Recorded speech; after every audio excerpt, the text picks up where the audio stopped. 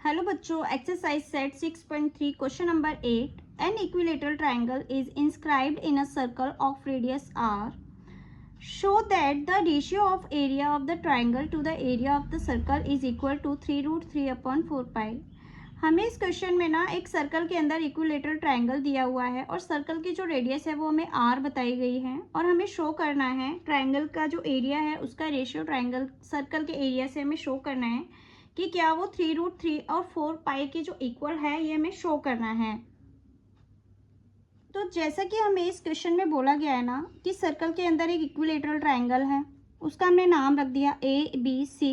ठीक है, इस सेंटर का नाम रख दिया हमने O और जो सर्कल है ना उसकी रेडियस कितनी बताई गई है, R है। अब रेडियस यहाँ पर ध्यान दोगे, जो रेडियस है ना सेंटर से सर्कल की बाउंड्री पर टच होती है, तो सर्कल की बाउंड्री पर टच करके हमने इस तरीके से रेडियस बना ली।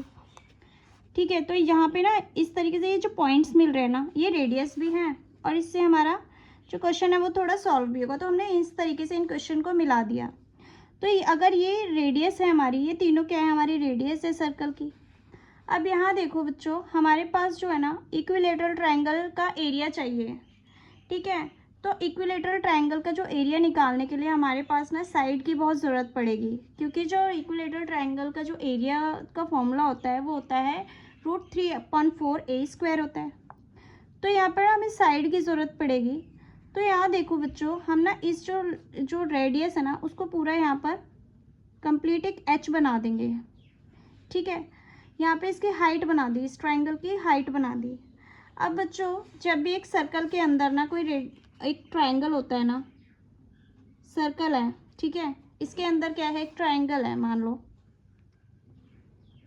तो वो उसका जो सेंटर से जो ये लाइन गिरती है ना और जो रेडियस होता है उसका रेशियो हमेशा 2:1 का होता है। ठीक है, और जो ये लाइन गिरती है ना वो इस कॉर्ड को ना 2 इक्वल पार्ट्स में डिवाइड करती है, क्योंकि सेंटर से कभी भी कॉर्ड पर कोई भी लाइन गिरती है ना 90 डिग्री पर, वो इक्वल पार्ट्स में डिवाइड करती है कॉर्ड को।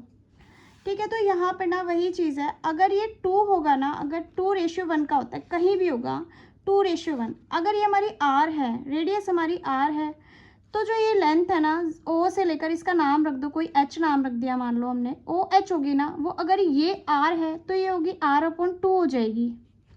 ठीक है, तो अब बस हम यहाँ पर लिख देंगे जो AO है ना, AO का रेशियो OH से कितना होगा, 2:1 का रेशियो होता है। ठीक है, अगर जो AO है, AO = R है, तो OH कितना हो जाएगा, R/2 हो जाएगी। ठीक है, R/2 हो जाएगा, क्योंकि इनका रेशियो क्या होता है, 2:1 का होता है। तो हमने वही करना है यहाँ पर। अब यहाँ पर ना हमने क्या चाहिए, हमें चाहिए एक साइड, इस इक्विलेटरल ट्राइंगल की साइड चाहिए। अब इस साइड निकालने के लिए हम क्या कर सकते हैं बच्चों, कि हम ना यहाँ पर 90 डिग्री है, तो यहाँ पर अगर हम पाइथागोरस थ्योरम लगाएंगे तो हमारी ये बेस निकल आएगा। बेस को हम जब डबल करेंगे तो पूरे इक्विलेटरल ट्राइंगल की साइड निकल आएगी। अब इक्विलेटरल ट्राइंगल तो सारी साइड्स इक्वल होती हैं, तो सारी साइड्स एक साइड निकल आएगी तो हमारी सारी साइड निकल आएंगी। तो बेस हमें चाहिए, तो यहाँ पर ना इस छोटे वाले ट्राइंगल में हम क्या करेंगे, पाइथागोरस थ्योरम लगा देंगे। तो इन ट्राइंगल, हम पूरे इस ट्राइंगल का नाम लिखेंगे, कौन सा ट्राइंगल लिया है हमने, OHC, इन ट्राइंगल OHC। ठीक है, इसमें हम क्या करेंगे, पाइथागोरस थ्योरम लगाएंगे। अब पाइथागोरस थ्योरम में क्या होता है बच्चों, जो हाइपोटेनियस होता है ना, हाइपोटेनियस में से हम क्या माइनस करें, परपेंडिकुलर को माइनस करें अगर हम, तो हमारा क्या निकल के आएगा, बेस का स्क्वायर निकल आएगा। ठीक है, ये निकल आता है। तो हाइपोटेनियस या 90 डिग्री के सामने वाली लाइन क्या होती है, हाइपोटेनस होती है। तो बस हमें वही करना है। हाइपोटेनियस कितना दे रखा है हमें, R है हमारी, तो हम क्या करेंगे यहाँ पर R², हाइपोटेनस कितना है R², परपेंडिकुलर क्या है हमारा R/2²। ठीक है, और बेस क्या है हमारा HC लिख दो आप।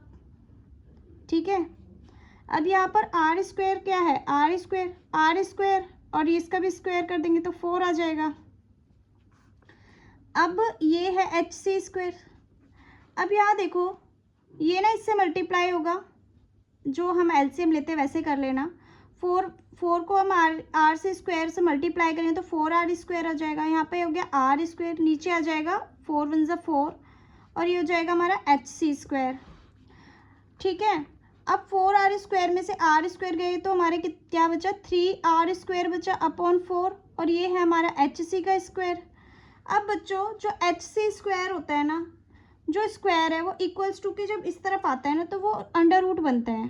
तो हमने लिखा है यहाँ पर √R² अपॉन 4। ठीक है, ये क्या है, हमारा HC है। तो जब इसको हम बाहर निकालेंगे ना अंडर रूट से, तो क्या हमारा बाहर निकल आएगा, अंडर रूट के अंदर 3 रहेगा, और जो R 2 बार है तो हमने 1 बार करके बाहर निकाल दिया, और जो 4 है ना वो क्या निकल आएगा, 2 निकल आएगा। तो जो HC है ना बच्चों हमारा, जो ये आई है इसकी वैल्यू आई है ना, वो क्या आई है हमारी, √3/2 R निकल के आई है। अगर हम इसको डबल कर दें, तो पूरा BC निकल आएगा। ठीक है, तो हम वही कर देंगे, हमें BC निकालने के लिए क्या करना होगा, HC का डबल कर देंगे। तो अब √3/2 R को हम क्या कर देंगे, डबल कर दिया। ठीक है, डबल कर देंगे। अब 2 से 2 कट गया, तो जो वैल्यू आई है ना √3R आई है, किसकी वैल्यू आई है, BC की वैल्यू है। ठीक है, BC की वैल्यू क्या निकल के आई है, √3R निकल आई है। अब यानी कि ये साइड निकल आई है, एक इक्विलेटरल ट्रायंगल की साइड निकल आई है, वो हमारी निकल आई। अब हम फॉर्मूला लगा देंगे, area of an equilateral triangle क्या होता है, √3/4 साइड का स्क्वायर यानी कि A²। ठीक है, साइड को हमने A लिखा। अब यहाँ पर √3/4 साइड क्या है हमारी, √3R मल्टीप्लाई √3R, A² है इसलिए 2 बार लिखा हमने। जो R है ना वो अंडर रूट के बाहर है बच्चों। ठीक है, अब इसको सॉल्व कर दो बच्चों। इसको जब हम सॉल्व करेंगे ना, देखो यहाँ पर जो √3 से जब √3 मल्टीप्लाई करेंगे तो एक 3 आ जाएगा, और जो अंदर एक 3 रह गया ना उसको हम लिख देंगे √3, R का स्क्वायर हो जाएगा, और जो नीचे आ जाएगा 4। ठीक है, ये आ गया हमारा एरिया ऑफ इक्विलेटरल ट्रायंगल। अब हमने क्या करना है, हमें तो एरिया ऑफ सर्कल भी निकालना है, क्योंकि हमें रेशियो तो दोनों का ही फाइंड करना है। तो लिखेगा एरिया ऑफ सर्कल क्या होता है, πr² होता है। अब पाई को ना इस क्वेश्चन में ना पाई ही रहने देंगे, क्योंकि क्वेश्चन में हमें पाई ही दिया हुआ है कि हमें इसी तरीके से इसको शो करना है, तो पाई ही रहने देंगे। ठीक है, तो यहाँ पर ना हम क्या करेंगे, इसका रेशियो निकालेंगे।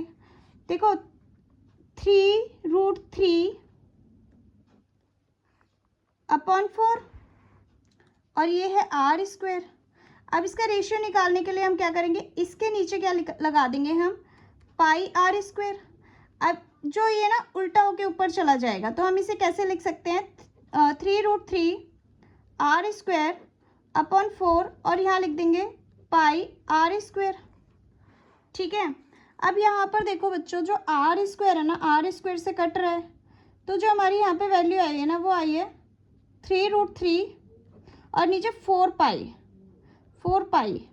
ठीक है, तो ये हो गया हमारा रेशियो। ठीक है, अब जो पूछा गया था हमसे वो हमारा फाइंड हो गया है, तो ये हैंस प्रूव्ड हो गया हमारा। तो हम लिख देंगे रेशियो ऑफ ट्रायंगल, ये रेशियो का तो फॉर्मूला लगा, ये हमने साइन लगा ही दिया, तो रेशियो लिखना ज़रूरी है, रेशियो ऑफ सर्कल। ठीक है, वो क्या है, एरिया लगाना चाहिए वैसे तो, यहाँ पर एरिया लिखना है हमें बच्चों, यहाँ पर एरिया और यहाँ पर भी एरिया। ठीक है, एरिया ऑफ ट्रायंगल का रेशियो एरिया ऑफ सर्कल से कितना है हमारा, 3√3। ठीक है, अपॉन 4π। ठीक है, इसको रेशियो में भी लिख सकते हैं और इस तरीके से भी लिख सकते हैं। तो ये है हमारा हैंस प्रूव्ड। ठीक है, तो ये है हमारा क्वेश्चन नंबर 8। अब आते हैं हम क्वेश्चन नंबर 9 पर। क्वेश्चन नंबर 9 है, a square is inscribed in a circle of radius r। अब इस क्वेश्चन में क्या इंस्क्राइब था, एक इक्विलेटरल ट्रायंगल इंस्क्राइब था। अब इसमें एक स्क्वायर है इसके अंदर।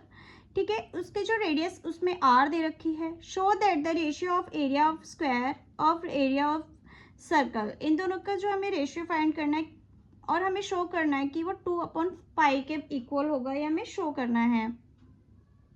तो बच्चों जैसा हमें एक सर्कल का बताया हुआ है, मान लो ये सर्कल का जो सेंटर है ना, उसका नाम रखा हमने ओ, और इसका नाम रख दिया, जो स्क्वायर बनाया ना हमने अंदर, उसका नाम है ABCD रख दिया हमने। जो इसकी रेडियस है ना, रेडियस क्या होती है, सेंटर से जो बाउंड्री पर टच होती है कोई लाइन, तो वो रेडियस होती है। ठीक है, तो सेंटर से हमने टच करा दी, ये भी रेडियस है, तो हमने ये भी ज्वाइन करा दी। अगर ये आर है तो ये भी आर है। तो यहाँ पर ना बच्चों हमने क्या करना है, जब भी ना, यहाँ देखो बच्चों, हमें ना एक स्क्वायर का एरिया फाइंड करना है, क्योंकि हमें एक एरिया ऑफ स्क्वायर और एरिया ऑफ सर्कल का रेशियो ना हमें फाइंड करना है। तो अगर हमारे पास जो स्क्वायर दे रखा है, अगर उसकी अगर एक साइड आ जाए तो हम एक स्क्वायर का एरिया फाइंड कर सकते हैं, क्योंकि स्क्वायर का एरिया का फॉर्मूला क्या होता है, साइड मल्टीप्लाई साइड होता है, तो एरिया निकल आएगा स्क्वायर का। तो हमारे पास साइड होनी बहुत ज़रूरी है।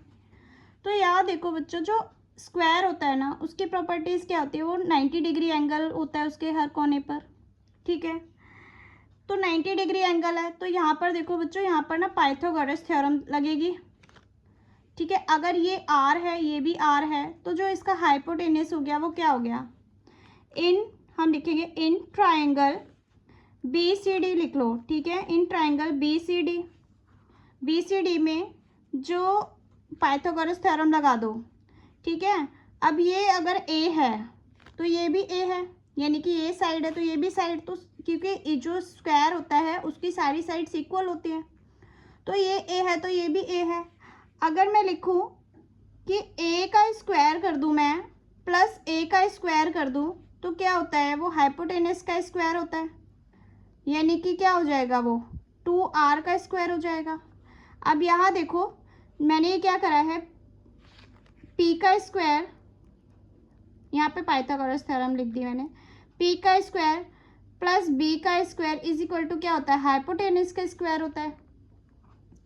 ठीक है, अब यहाँ पर देखो, जो यहाँ पर लिख भी लो, किसी को कंफ्यूजन है, तो हमारा P क्या है, परपेंडिकुलर क्या है, A है, B क्या है, बेस क्या है बच्चों, वो भी A है, और हाइपोटेनस क्या है, हाइपोटेनस देखो, अगर ये R है इतना, तो ये भी R है, तो दोनों को मिला के कितना हो जाएगा, 2R हो जाएगा। वही हमने यहाँ पे कर दिया कि P का स्क्वायर लिखा हमने A स्क्वायर, B का स्क्वायर लिखा A स्क्वायर, और हाइपोटेनस कितना है हमारा, 2R है, तो हमने 2R स्क्वायर कर दिया। अब जब A का स्क्वायर प्लस A का स्क्वायर करेंगे बच्चों, तो हमारे पास 2A स्क्वायर हो जाएगा। ठीक है, और ये क्या है, 2 का स्क्वायर और R का स्क्वायर करेंगे तो 4R स्क्वायर हो जाएगा। ठीक है, अब यहाँ पर ना 2 1 ज़ा 2, 2 2 ज़ा 4, यानी कि जो हमारा A है ना, A का स्क्वायर है ना, वो क्या हो जाएगा हमारा, 2R स्क्वायर हो रहा है। अब हमें पता है, हम लिखेंगे यहाँ पर area of square. Area of square क्या होता है बच्चों, साइड मल्टीप्लाई साइड होता है, यानी कि A मल्टीप्लाई A स्क्वायर होता है।